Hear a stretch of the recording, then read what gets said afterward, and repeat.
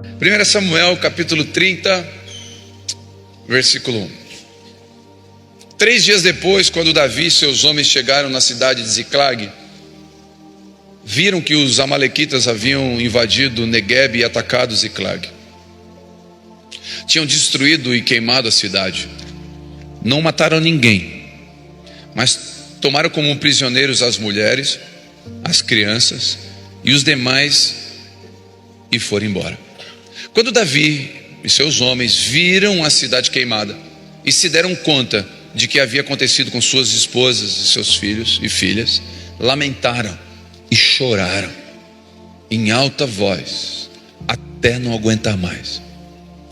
As 2 esposas de Davi, Abigail e Aionã, do Carmelo, esposa de Nabal, estavam entre os que foram capturados.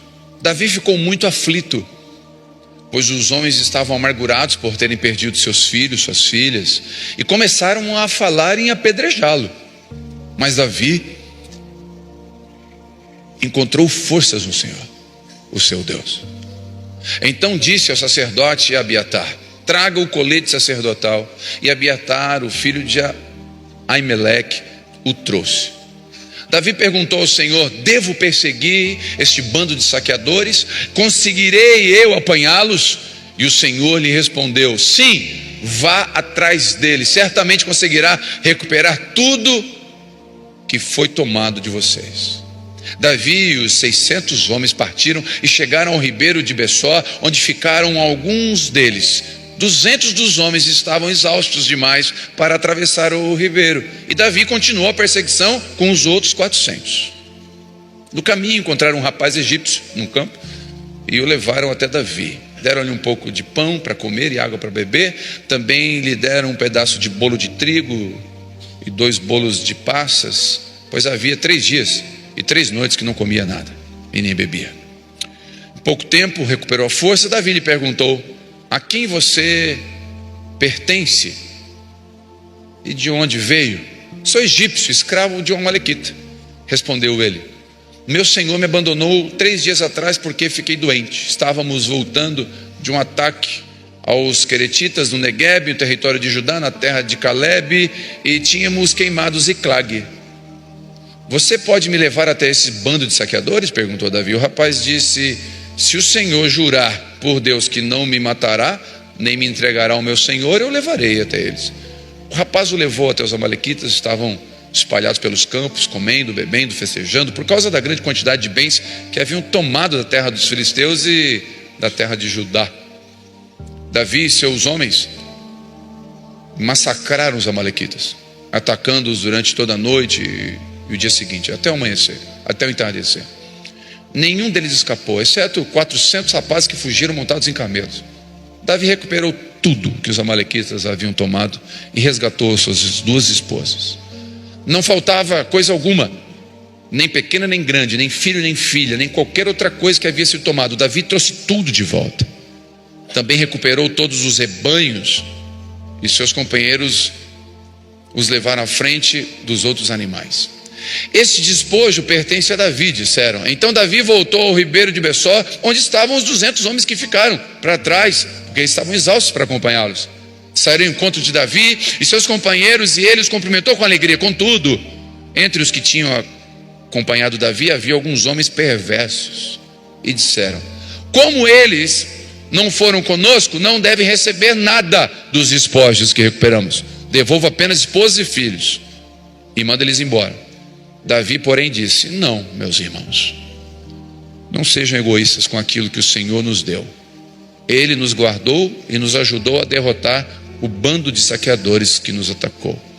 Quem nos dará ouvidos quando falam deste modo?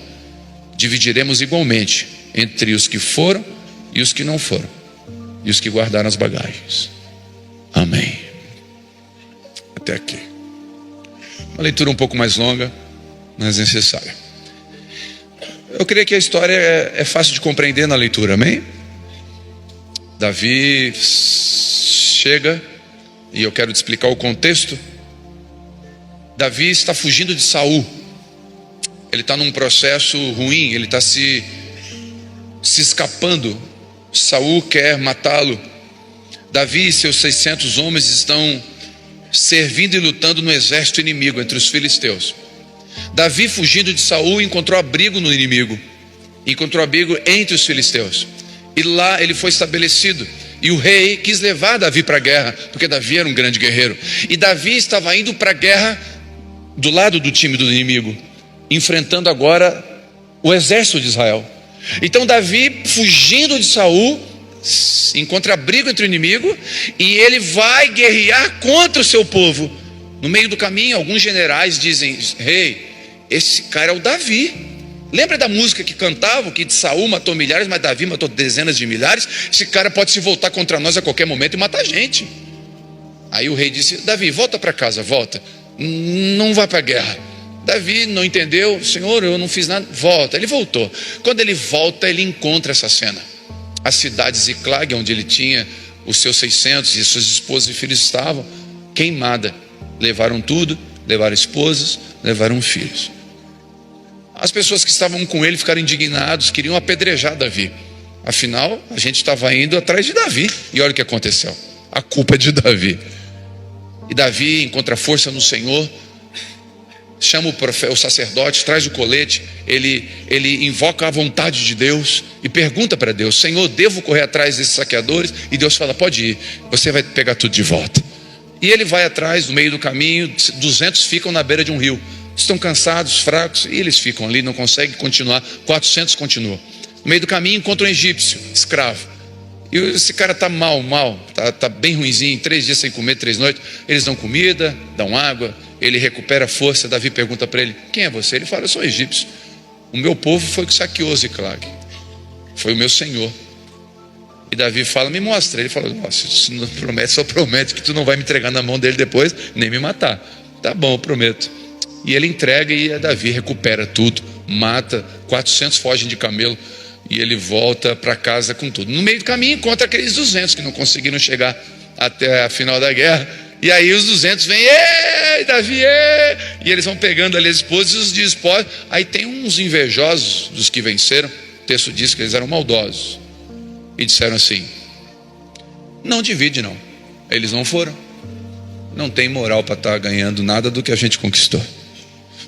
Dá só a esposa e o filho de volta. E Davi falou: não é assim que funciona. Foi Deus que nos deu a vitória. Se foi Deus que nos deu a vitória, o mérito não é nosso. E se o mérito não é nosso, nós dividiremos os despojos com todos. E ele divide os despojos com todos. Esse é o texto que a gente leu, e é dentro desse contexto de fuga. Davi está fugindo. Davi está vivendo uma crise familiar, uma crise pessoal. Davi está vivendo um momento difícil da vida dele. Não era um momento fácil. E eu queria,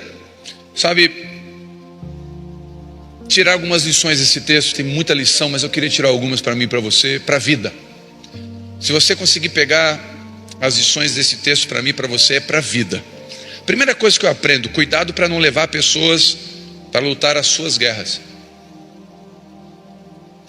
Cuidado para não levar pessoas a lutarem guerras que não são delas.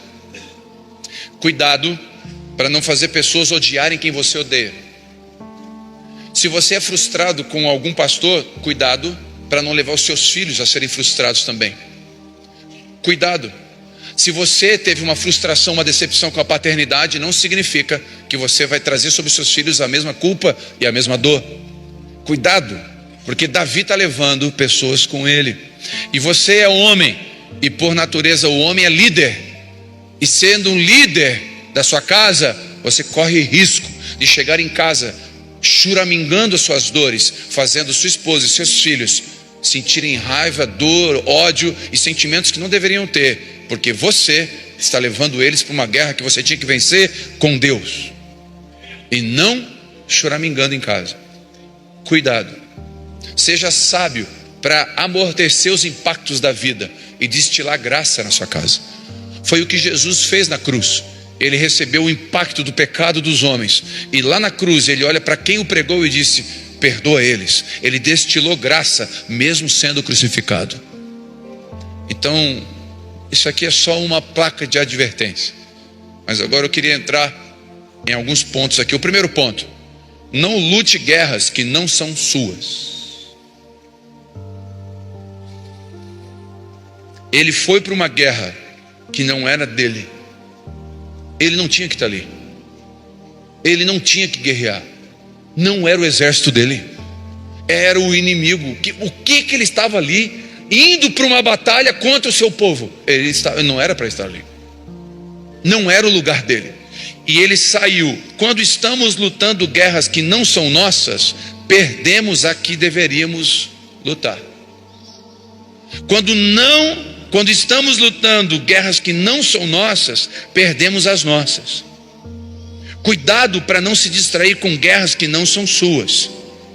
Cuidado para não entrar em combate que Deus não te chamou. Eu lembro uma pequena história, não lembro, eu creio que eu já contei aqui, de duas famílias vizinhas que uma comprou para o filho um labrador, um filhote. O outro comprou para o filho, dois filhos vizinhos assim, comprou um coelho. Então uma família tinha um coelho, filhotinho, coelhinho, e o outro tinha um labrador, filhotinho. E o coelhinho e o labrador, pequenininhos, os dois brincavam. O labrador, filhotinho, brincando com o coelhinho. Os dois cresceram. O labrador se tornou um cachorrão. E o coelho cresceu um pouquinho e ficou um coelhinho. Mas continuaram amigos os dois, crescendo, brincando ainda. Certa feita, o labrador aparece em casa com o coelho na boca, sujo de terra, morto. O vizinho pensou: meu Deus. O vizinho do coelho tinha ido viajar e ele pensou: meu Deus, como que a gente dá notícia para o vizinho que o nosso cachorro matou o coelho de estimação dos 3 filhos dele? Esse coelho tem nome, sobrenome, CPF, conta no Nubank. Esse coelho tem tudo. Tem o pai de pet, a família ela ama aquele coelho. Como que a gente dá essa notícia? Aí eles pensaram: faz o seguinte, vamos lavar o coelho, secar, vamos botar na frente da porta da casa deles. Eles vão chegar e vão dizer: morreu. E quando eles virem aqui, eles vão dizer: faz de conta que a gente não sabe nada. O dono do labrador tirou o coelho da boca do labrador, pegou uma vara, uma cinta e bateu nesse labrador. O labrador. Mas esse labrador apanhou. Esse cachorro apanhou. Nunca mais morde, mata o coelho dos outros. Esse labrador foi para a casinha. Chegou o dono, o vizinho. Começaram a chorar, ele já ouviu o choro. Eu falei: meu Deus. Aí vem o vizinho: foi? Olha aqui. Um desastre. Isso. Sexta-feira a gente foi viajar rápido e o nosso coelho morreu. A gente enterrou no quintal e ele apareceu limpinho aqui. Um milagre. O cachorro sentiu falta do coelho, farejou, desenterrou o coelho morto e trouxe.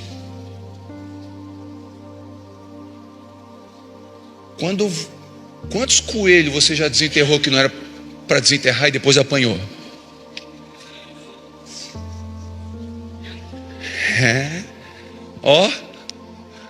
Quem mandou desenterrar o coelho? Tem coisa que já morreu. Por que você está insistindo em ressuscitando? Por que tem guerra que não é tua? Por que você está se metendo?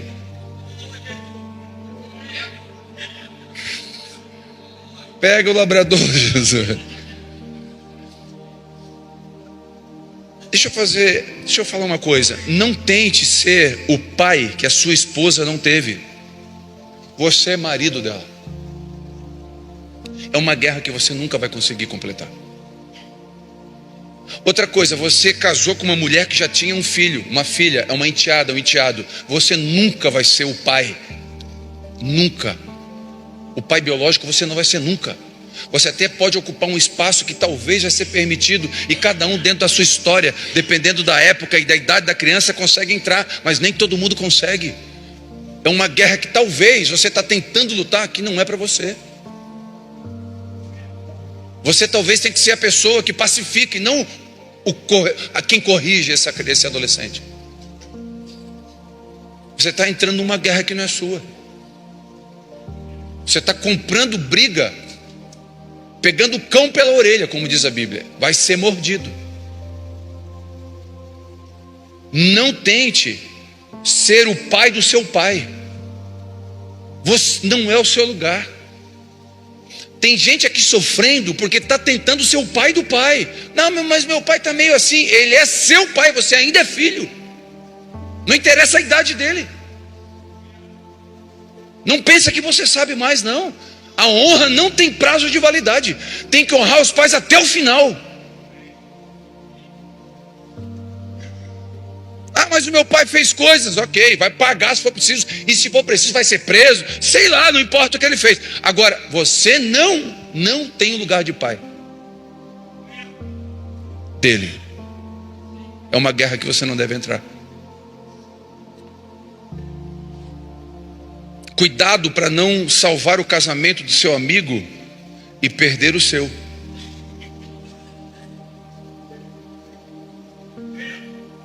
Posso ouvir um? Obrigado pelo irmão que está dando aleluia lá. Depois se alguém dá um dinheiro para ele, eu quero abençoar ele. Glória a Deus. Tem só um dando aleluia, o resto está discordando da palavra. Cuidado para não salvar o seu casamento, o casamento do seu amigo e perder o seu. Você está cuidando. Eu sou discipulador, líderes de grupo de convívio, presbíteros aqui. Muito bonito, nós temos chamado para cuidar das ovelhas. Mas o primeiro chamado é a nossa casa. O primeiro chamado é a nossa casa.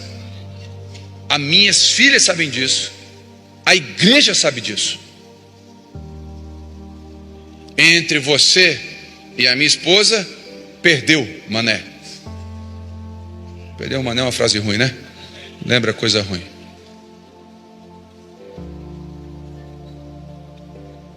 Quem está entendendo? Cuidado para não ser o cara legal da empresa que ajuda todo mundo, mas não faz bem o seu papel. Vai ser mandado embora.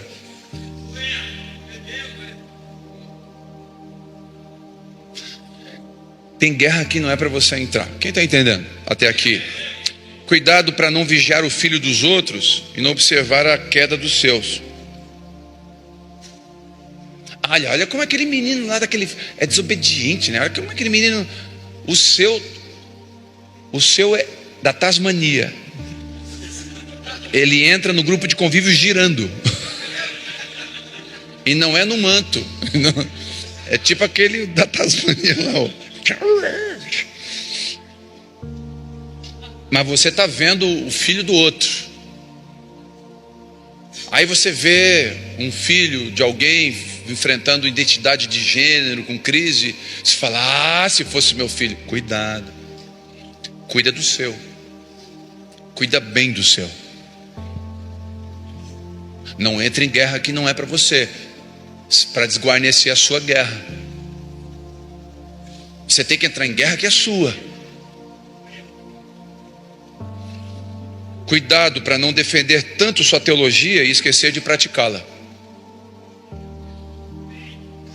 Cuidado. Desculpa, com todo respeito, eu acredito que a internet é uma bênção. A internet é uma bênção.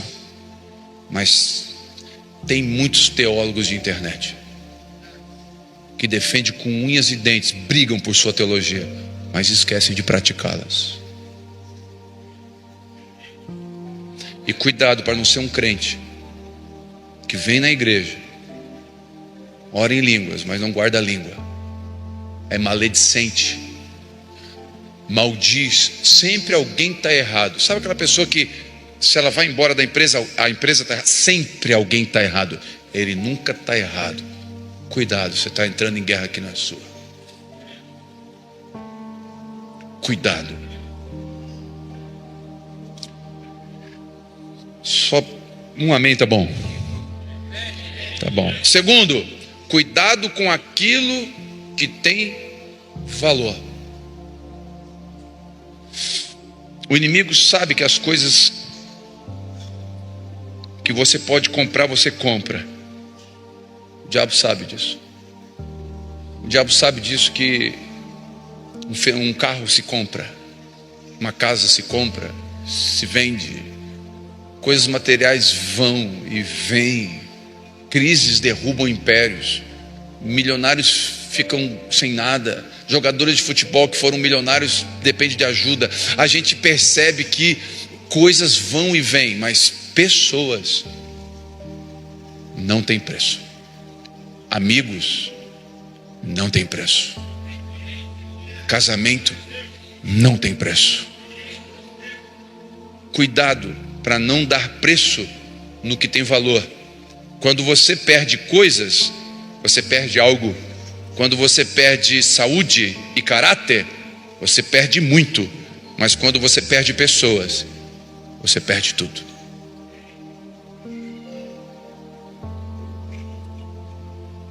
Quanto vale o seu filho? Quanto vale o seu casamento? Se eu fizer um cheque agora aqui, quanto custaria? Qual valor você colocaria no seu casamento? Vou repetir essa pergunta, quero ser incisivo nisso. Quanto vale o seu filho? Eu sei que é uma pergunta retórica, eu sei que a resposta é pronta, mas eu quero que você pense, tenta colocar um valor. Tenta colocar um valor, tenta colocar um preço agora. Tenta colocar 1 milhão, 10 milhões, tenta botar um preço. Tenta. E por que a gente corre atrás de coisas arriscando perdê-los? Por que a gente sai de casa segunda e volta sexta o mês todo? Não está perto deles, sabendo que a qualquer momento podemos perdê-los por dinheiro.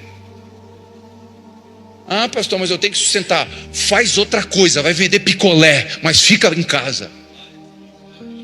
E eu não quero nem saber quanto você ganha, não me interessa. Pode ser milhões. Quanto vale o seu filho? Pergunta para os meninos que estão na clínica ali, quanto que os pais pagariam? Tem um irmão aqui conosco, que ele viajava uma semana sim, uma semana não. Terça, quinta, representante. E o salário dele é 30 mil reais, 40 mil reais por mês. O dono da empresa chamou ele e falou: eu vou te dar 80 mil por mês. Vou te dar uma Hilux 0. Mas eu preciso que você faça mais área. E você vai sair toda semana, segunda e voltar quinta, voltar sexta. Tentador, e a gente poderia vir aqui no culto e dizer: olha que bênção! É o que a teologia da prosperidade prega, que Deus morreu para dar coisa para a gente. E a gente poderia vir aqui num testemunho: olha, eu ganhava 40, agora eu ganho 80, e eu tenho mais um carro novo. E aí?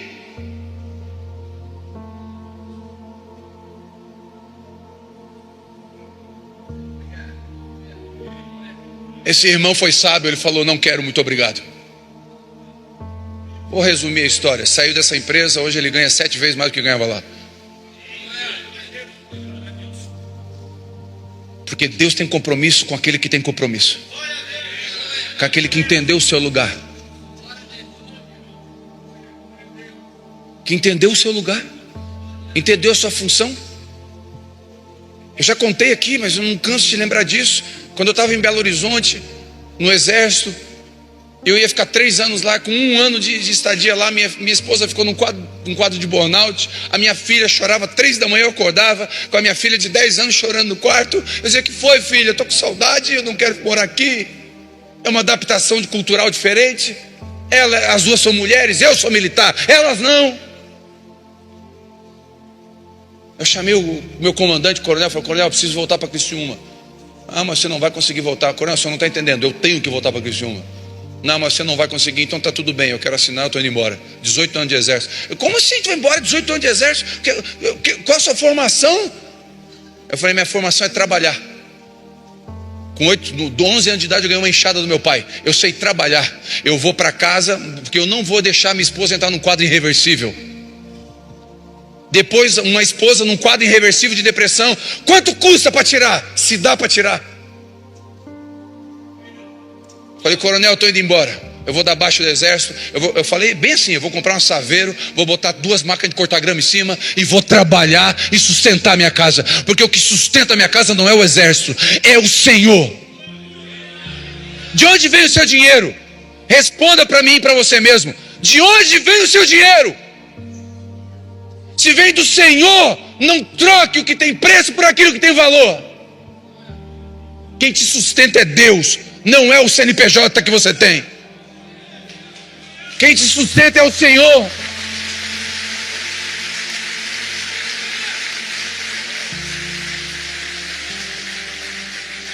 É Ele, foi o que Davi disse, foi o Senhor que nos deu vitória.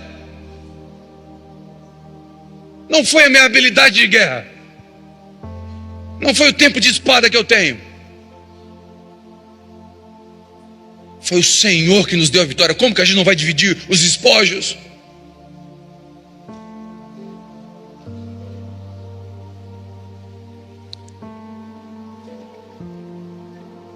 Eu oro que Deus levante homens que são apaixonados por sua casa, que não tem medo de enfrentar nada, que não negocia valores e princípios, não importa a consequência que vai ter, que anda de carro velho 15 anos se for preciso, mas não abre mão de cuidar da casa.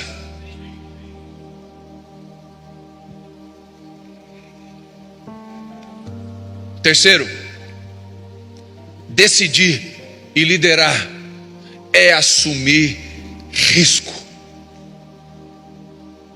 Meu irmão, formar família não é para moleque. Formar família é para homem. Porque você vai tomar decisões que envolvem a vida de pessoas. Uma decisão errada pode destruir.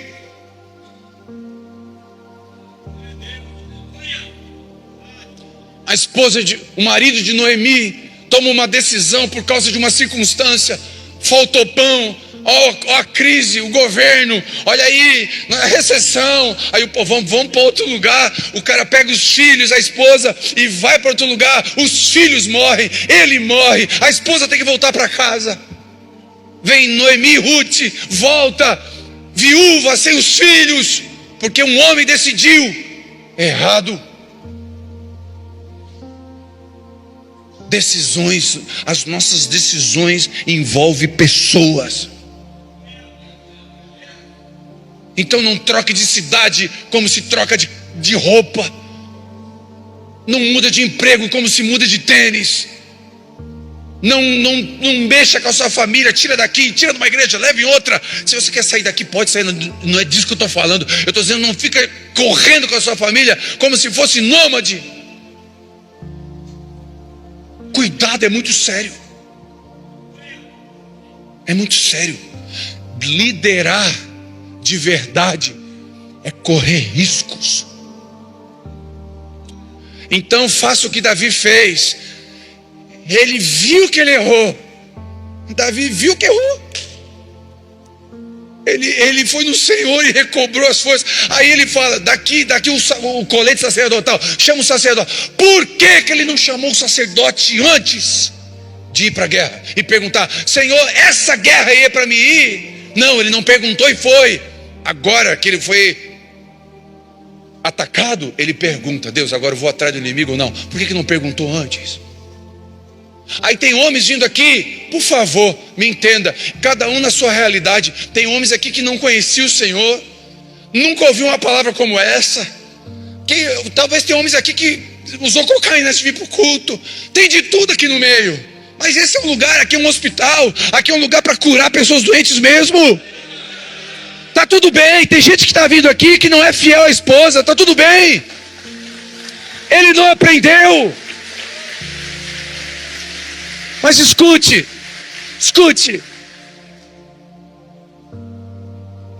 Você está vindo aqui.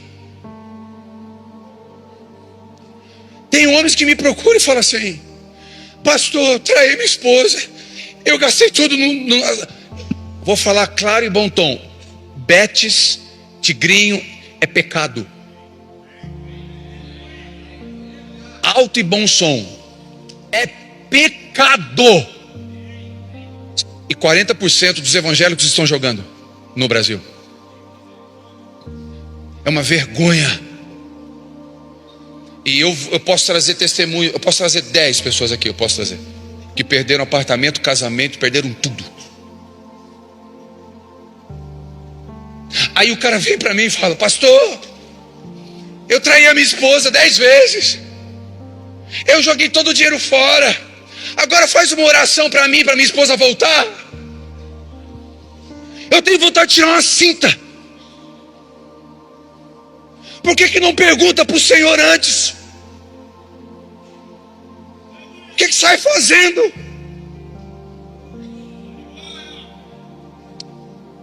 Aí quer tomar conselho, a empresa está falindo, aí quer tomar conselho, mas antes não pergunta. Não tem a humildade de sentar com alguém que sabe mais e falar: cara, como é que administra? Me ajuda. Orgulho nos mata, soberba nos mata, humildade nos traz vida. Davi foi humilde para dizer: eu vou consultar de novo. Eu não consultei a primeira, foi, perdão, Senhor, mas eu vou consultar agora.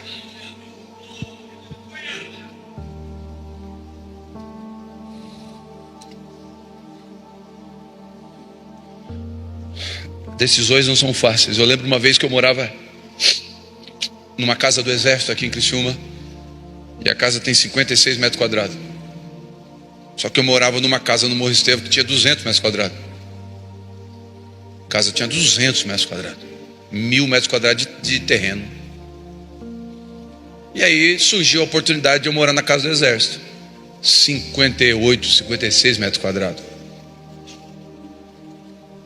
Quando tu tirava o pé do quarto, já estava na sala.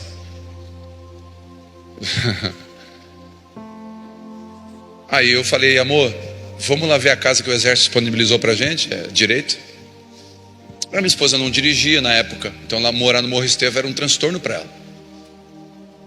E ela decidiu ficar em casa, porque a nossa filha tinha nascido, tinha prioridades. Então ela não estava trabalhando. Então eu pensei: eu alugo a minha casa de lá, do Morro Estevão, com o dinheiro que sobra de aluguel lá eu consigo suprir algumas necessidades da casa.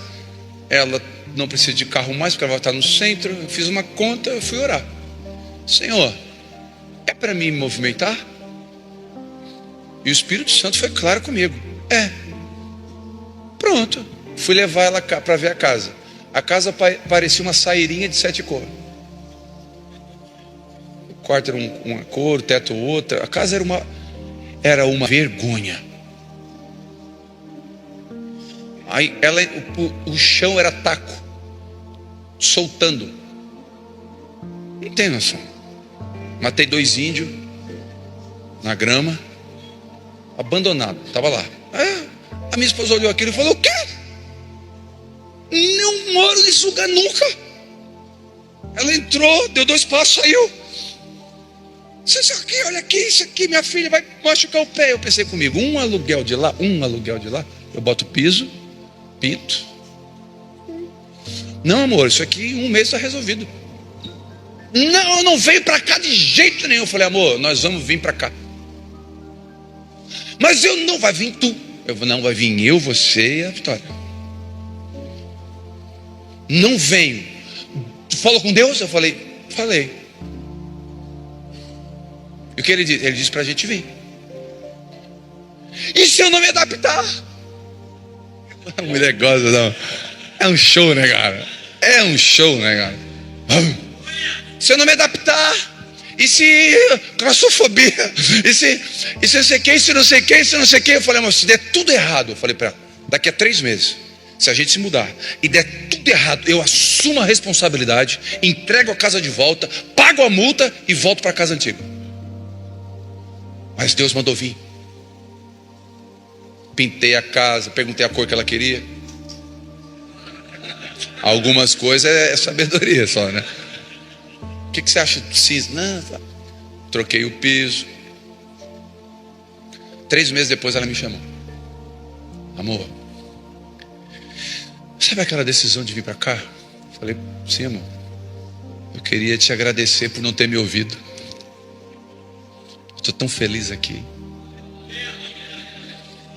E foi um dos momentos mais felizes que a gente teve aqui em Criciúma. Mas eu corri risco. A gente corre riscos. Agora você está correndo risco ouvindo um coaching? ou correndo o risco ouvindo o Espírito Santo? É o que vai fazer a diferença na sua decisão. E ainda assim a gente pode errar. Quem concorda comigo? Mesmo crendo que é Deus falando, a gente pode errar. E se errar, teremos que ter humildade para bater no peito e dizer: eu errei, eu não ouvi bem o Senhor. Eu te abençoo. Se você tomou decisões erradas, você não ouviu bem o Senhor, que Deus te dê graça para dar a volta nessa história, para você dar a volta nessa situação. Quem está comigo até aqui? Aprenda uma coisa: a grande maioria das pessoas não celebram você, celebram seus resultados. Quando os resultados são ruins, elas te deixam. Por isso, valorize aqueles que estão com você desde o começo, quando você não tinha resultado nenhum. Valorize essa mulher que está do teu lado.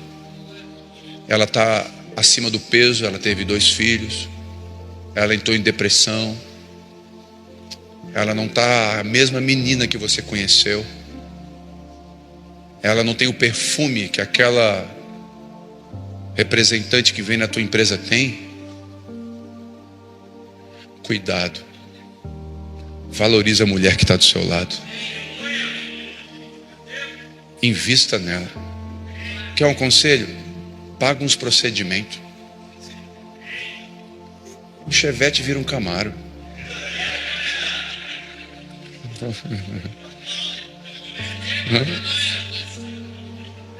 Aleluia.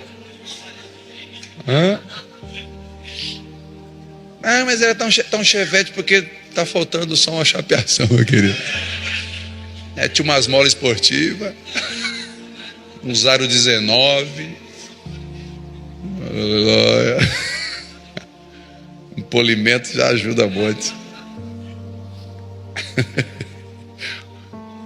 Patrocínio é dos carros.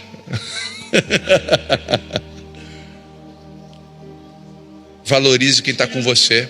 Valorize amigos que estão com você quando você não tinha, não era. Valorize essas pessoas. Amém? Valorize, valorize. Isso é importante. Esse é um princípio de honra. Valorize o que não tem preço. Valorize o que não tem preço, é importante. Valorize a família, valorize amigos, valorize os filhos, valorize a esposa. Quarto, a força que você precisa vem de Deus. Quem recebe isso? Mas Davi encontrou forças no Senhor seu Deus. Sua força não está nos elogios, nos acertos, nos erros. Sua força não está no seu título, nem no seu conhecimento, muito menos no seu CNPJ. Ela está no Senhor, o teu Deus. Não importa se é aqui no Brasil, nos Estados Unidos ou na China. A bênção de Deus não está num país, está em você. Porque não é o lugar que faz você, é você que faz o lugar. Porque Deus, se tu uma bênção, você é uma bênção. Quando se sentir fracassado, derrotado, falido ou perdido, levanta os seus olhos e a sua voz em oração. Ele sempre está pronto para te fortalecer. Não tem dor, não tem desespero, não tem falência, não tem problema que resista a 5 minutos de oração, a 5 minutos derramando lágrimas nos pés de Jesus. Não tem problema. A distância entre o consolo, a bênção, o favor e o milagre é do joelho ao chão. Essa é a distância.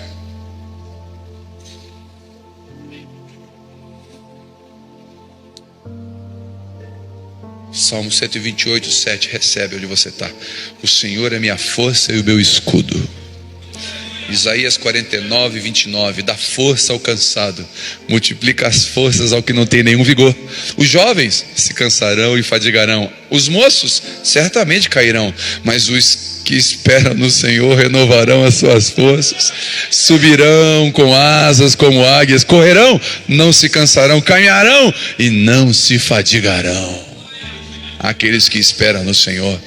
Salmo 73, 26, minha carne e o meu coração desfalecem, mas Deus é a minha fortaleza do meu coração, é a minha porção para sempre. Filipenses 4, 13, posso todas as coisas naquele que me fortalece. Quinto, Davi recorre ao conselho de Deus. Davi recorre a Deus, consulta a Deus. Davi faz o que deveria ter feito antes. Davi não anda na sua experiência de guerreiro. Ele não confia no seu currículo, mas ele se inclina para Deus, ali se fortalece. Davi usa a força que Deus está lhe dando para fazer o que Deus quer, não o que ele acha certo. Sabe, irmãos, nós corremos riscos de correr atrás do vento. A faculdade que você está fazendo é vontade de Deus ou necessidade sua de provar para alguém que você pode? Aí você vai concentrar força numa faculdade, dinheiro numa faculdade, simplesmente por orgulho.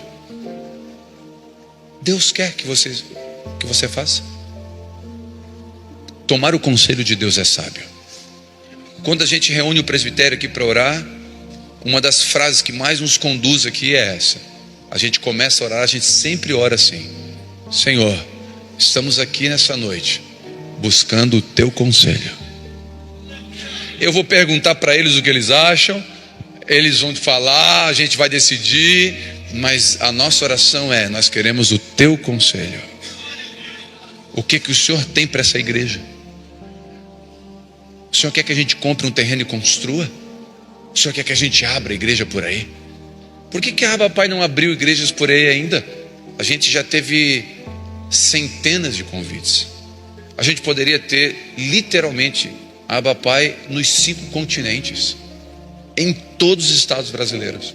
Por que a gente não fez isso? Porque a gente tem que ouvir a voz de Deus para nós. Pode ser que Deus queira um dia, pode ser e não seja o tempo. Deus nos esteja preparando para isso um dia. Pode ser que isso nunca aconteça, porque a vontade de Deus ainda é melhor. A pressão, ela vai vir. Pressão vem direto. E agora, vamos construir ou não vamos construir? Porque se você ouvir Deus, Ele vai estar com você.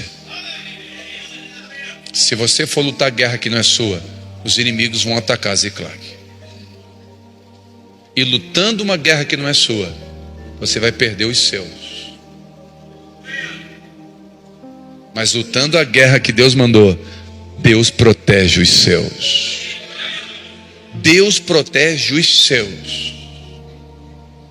A Bíblia diz, é um detalhe no versículo, eu amo esse detalhe, mas a Bíblia diz que Jesus mandou os 70, 72, depende do evangelho, discípulos de 2 em 2, amém? O texto diz que Jesus, enviando eles, foi para a cidade deles. É como se Jesus dissesse: tá bom, Telmo, eu quero que você vá para Curitiba. Tá bom, Senhor. E o Senhor? Eu vou ficar aqui em Criciúma. Eu vou cuidar de Criciúma. Eu vou cuidar da sua casa. Mas Ele só faz isso quando você está lutando e fazendo o que Ele pediu para você fazer. Não quando você está lutando a sua guerra, construindo o meu império. Quando eu estou lutando a minha guerra, fazendo a minha vontade. E aí na igreja evangélica entrou umas coisas, uns determinismos que não é bíblico. Eu determino. Você não determina nada. Você se submete àquele que é todo poderoso para determinar tudo. Ainda a oração do Pai Nosso é: seja feita a tua vontade. Ainda é: se Deus quiser.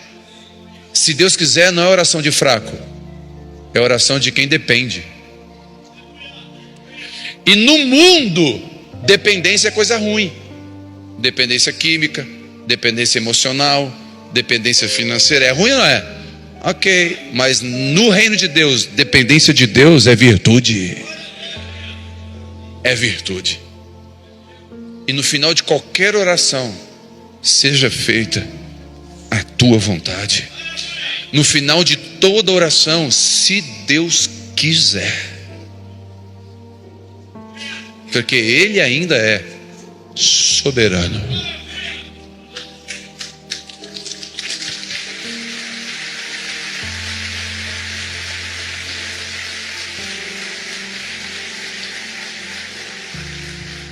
Sexta, Deus pode restituir o que foi roubado.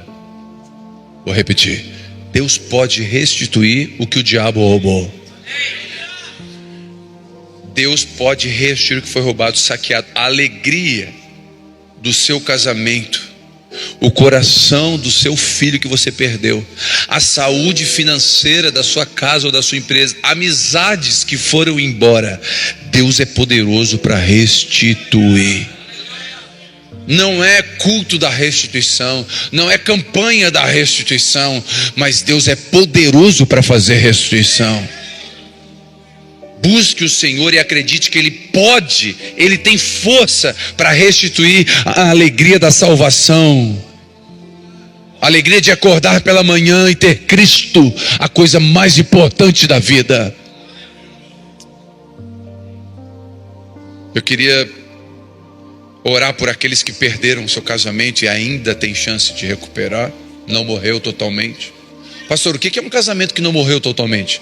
É um casamento que houve a separação, até o papel, divórcio e tudo, mas o outro ainda não oficializou um casamento. Enquanto o outro não oficializou um casamento, eu acredito que tem esperança. Quem entende o que eu estou falando? Eu tenho um irmão aqui que ficou 8 anos separado. 8 anos. Deus restituiu o casamento dele. Congrega aqui, já batizou nas águas, ama a esposa ama Jesus, por quê? Porque Deus é poderoso para restaurar. Então não tem tempo aqui, aqui tem marca. Então casou de novo, assumiu outra aliança, morreu. Não tem como recuperar isso aqui. Fechou. Não ocorreu isso ainda? Há esperança. Seu filho está vivo? Se ele está vivo, tem esperança de restaurar o relacionamento seu com ele. Sua filha está viva? Tem esperança de restaurar. Seu pai de sangue está vivo? Tem esperança de restaurar o relacionamento entre vocês dois. Sua mãe, seu irmão de sangue está vivo? Tem esperança. E eu queria orar por aqueles que querem que restitua algo que foi perdido. Só sentado mesmo. Só levanta a sua mão se você... Eu preciso recuperar o que o diabo roubou. Eu preciso recuperar o que o diabo roubou. O diabo roubou coisas da minha vida e eu não acho mais. Senhor Jesus, eu oro agora por esses homens que levantaram as suas mãos, reconhecendo que preciso que o Senhor traga de volta. Nós estamos aqui te consultando, devemos. O Senhor é o Senhor sobre essa causa. O Senhor quer restaurar de volta. O Senhor quer trazer de volta. Se o Senhor quer, nós estamos aqui dizendo amém para a tua restauração, Senhor. E eu oro aqui para que casamentos de anos sejam restaurados, anos de separação, relacionamentos de amizades de anos, décadas, relacionamentos familiares destruídos, quebrados. Você já está triste porque o Natal está chegando e você não vai ver aquela pessoa, você não vai na festa. Deus vai trazer restauração para o seu relacionamento. Deus, por favor, restitui aquilo que foi roubado. Quem recebe essa oração? Sétimo, e eu encerro. Você será provado na abundância. Sétimo, e eu encerro. Você será provado na abundância. Pastor, na abundância? É. Davi foi provado quando ele veio com os despojos. Divide ou não divide? E Davi poderia falar: vocês não foram, está aqui a esposa, o filho, despojo não. Eu vou dizer uma coisa que eu acredito. Teologicamente, alguém pode discordar de mim, está tudo bem. Mas eu acredito que Davi tinha os pés na lei, mas o coração na graça. Não é à toa que Jesus é chamado o filho de Davi, porque Davi não devolvia na lei, ele devolvia na graça. Ele diz: Deus foi bom conosco, eu não vou devolver, eu não vou tratá-los pelo abandono, pela fraqueza, eu vou tratar com bondade. Eu oro para que nós sejamos homens que andamos sim com os pés nas escrituras, mas o coração encharcado de graça. Encharcado de graça para botar na mesa pessoas que talvez não merecem. De você abençoar pessoas da sua família, que você diz: aquele meu primo, aquele meu irmão não merece. É verdade. Mas você escolhe, Davi, ser um homem que anda na lei ou um coração na graça. Não devolva com a mesma moeda, anda uma milha a mais. Eu te abençoo que seja um homem que ande 1 milha, 2 milhas a mais. Que a graça que você deseja para os seus filhos, a graça e o perdão que você busca todo dia para os seus pecados, você também tenha disponível para derramar para aqueles que estão perto de você. Que você seja rigoroso com você, que eu possa ser rigoroso comigo mesmo e flexível com o meu próximo. Que nós possamos ser homens segundo o coração de Deus, porque Davi era um homem segundo o coração de Deus. Quem recebe essa palavra nessa noite? Fica de pé, por favor. Aplaude Jesus. Se é para Jesus, pode ser bom daí.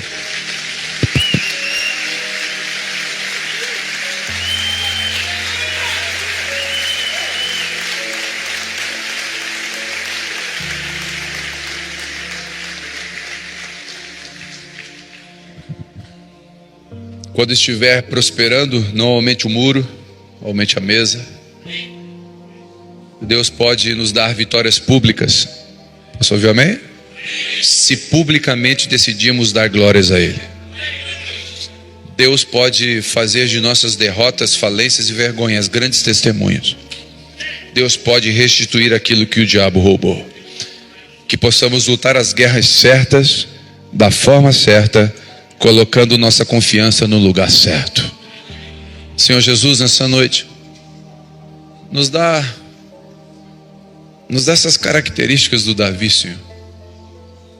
Essa compreensão, essa sabedoria de escolher guerras que nós devemos lutar e ser homens o bastante para reconhecer quando erramos nas nossas decisões.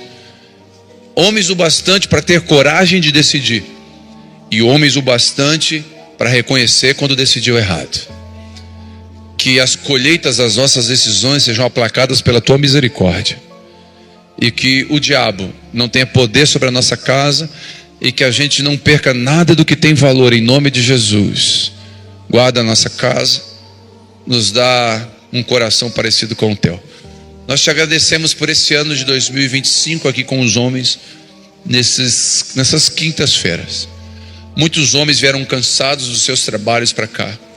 Muitos homens talvez vieram brigados, vieram em crise dentro da sua casa, mas eles vieram, entraram no seu carro, com diligência, gastaram combustível, cansados. Alguns dormiram aqui no culto, mas eles deram um passo em direção a ti, Senhor, não ao Telma.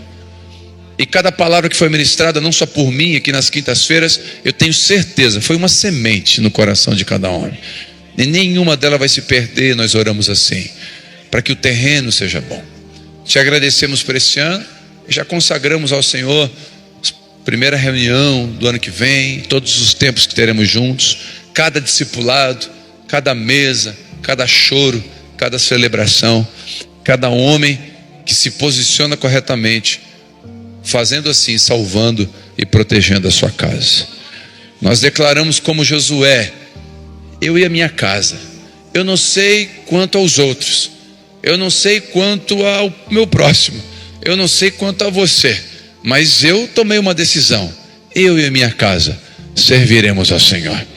Eu e a minha casa, os meus filhos serão circuncidados, os meus filhos serão marcados. Eles não serão órfãos de pais vivos. Eles terão o pai presente. Dinheiro é detalhe, carro é detalhe, quarto sob medida é detalhe, escola particular é detalhe. Se der, recebemos, Senhor, mas não é a nossa prioridade. A nossa presença é a coisa mais importante na vida dos nossos filhos. Que nós possamos ser homens que ensinam os nossos filhos a ler a Bíblia, a amar a Bíblia, a meditar na Bíblia. Que nós possamos ser homens que jejuam e os nossos filhos percebam que o pai não almoçou aquele dia porque está jejuando pela sua casa, jejuando para ouvir a voz de Deus, para tomar as decisões certas. Que os nossos filhos observem a gente lendo livros e eles vão perguntar: que livro é esse, papai? Eu estou aprendendo a ser um melhor marido, filho, para cuidar da mamãe. Eu estou aprendendo a ser o melhor gestor da empresa para poder cuidar melhor de vocês. Jesus nos dá esse coração, nos dá essa diligência, essa resolução, em nome de Jesus. Que o amor de Deus Pai, a graça do Filho, a comunhão com o Espírito Santo estejam com todos.